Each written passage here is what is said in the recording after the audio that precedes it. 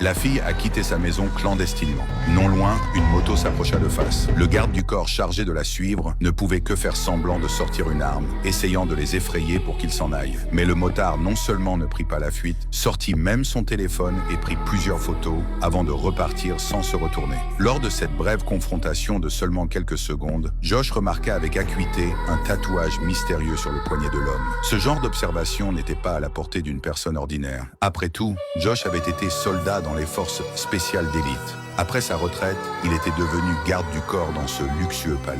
Sa mission consistait à protéger cette jeune fille riche et rebelle, surprotégée depuis son enfance. Katie aspirait désespérément à la liberté et à cause de cela, Josh était passé du rôle de garde du corps à celui de nounou à plein temps. Mais aujourd'hui, un moment d'inattention avait suffi pour qu'elle s'échappe, même si cette fois, rien de grave ne s'était produit. Le boss entra dans une colère noire et réprimanda sévèrement les gardes du corps. Voyant que sa fille s'ennuyait réellement, il finit par céder et permit à Josh de conduire la mère et la fille faire du shopping. Katie était ravie tout au long du trajet et un sourire finit par apparaître sur son visage. Cependant, alors qu'ils étaient sur le point de rentrer chez eux, la même moto réapparut, garée dans un coin proche.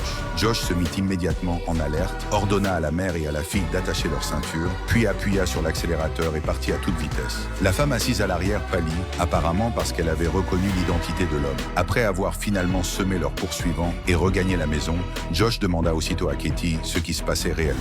Voyant qu'elle ne pouvait plus cacher la vérité, Katie finit par tout avouer, un secret que la famille dissimulait depuis de nombreuses années.